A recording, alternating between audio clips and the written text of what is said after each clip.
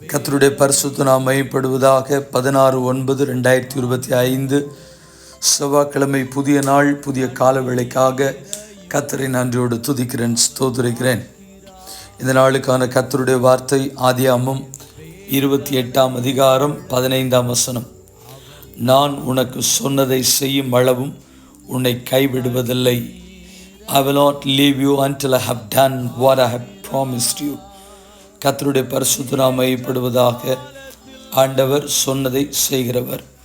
யாருக்கு எப்பொழுது இந்த இடத்தில் சொன்னார் என்று சொன்னால், கர்த்தருக்கு தகப்பனுடைய சகோதரனுடைய ஆசீர்வாதங்களை திருட்டுத்தனமாய் பெற்று அது நிமித்தமாய் ஏசாவினுடைய கோபத்திற்குள்ளாகி அவன் கொலை செய்து விடுவானோ என்று பயந்து தன் குடும்பத்தை விட்டு சகோதரனை விட்டு ஓடி கர்த்தருக்கு ஸ்தோத்திரம் பெயர் சபா என்கிற இடத்துல ஆரானுக்கு நேராய் போகிற வழியில் சூரியன் அஸ்தமித்த பொழுது, அஸ்தமானமான பொழுது, ஒரு கல்லை எடுத்து இந்த வனாந்திரத்தில் படுத்து கொண்டிருக்கும் பொழுது ஒரு ஏணி வானத்துக்கு நேராக வைக்கப்பட்டிருக்கிறது. தேவ தூதல் ஏறுகிற இறங்குகிற காட்சி பார்க்கிறான். அதிலிருந்து ஒரு சத்தம் உண்டாகிறது.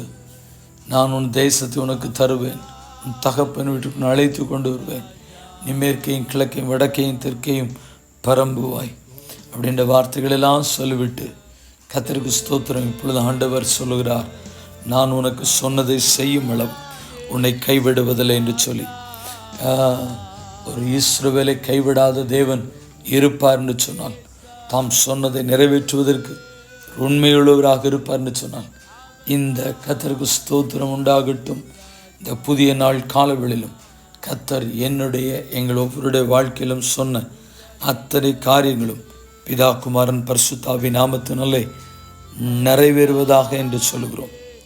ஜெபிப்போம். பரிசுத்தமுள்ள தேவனே, இந்த புதிய நாள் கால வேளைக்காக நன்றி செலுத்துகிறோம். தேவனுடைய கிருபையும் இரக்கம் வழி நடத்தலும் எங்களோடு கூட இருந்து முடிவு வரைக்கும் நீர் எங்களை வழுவாதபடி எங்களை காத்து வழி நடத்த பிதா குமாரன் பரிசுத்தாவி நாமத்தினாலே நாங்கள் ஜெபிக்கிறோம். எங்களுக்கென்று சொல்லப்பட்ட வார்த்தைகள், தீர்க்க தரிசனங்கள், ஜெபத்தின் மூலமாய், பாடலின் மூலமாய், வசனத்தின் வார்த்தைகளின் மூலமாய் சொல்லப்பட்ட அத்தனை காரியங்களும் கர்த்தருக்கு திரியேக தேவனுடைய நாமத்தின் மூலமாய் ஆபிரகாம், ஈசாக்கு, யாக்கோபு என்கிற முற்பிதாக்களினுடைய தேவனாகிய கர்த்தருடைய நாமத்தினால் எங்கள் ஒவ்வொருடைய வாழ்க்கையிலும் நிறைவேறுவதாக என்று சொல்லி ஜெபிக்கிறோம். காத்துக்கொள்ளும், வழி நடத்தும், ஆசீர்வதியும், தேவ சமாதானத்தை நடத்தும். ஜெபம் கேளும் ஜீவன் நல்ல பிதாவே, ஆமேன். வாழ்த்துக்களுடன் ஜெபங்களுடன் பாஸ்டர் ஜெபதாஸ்.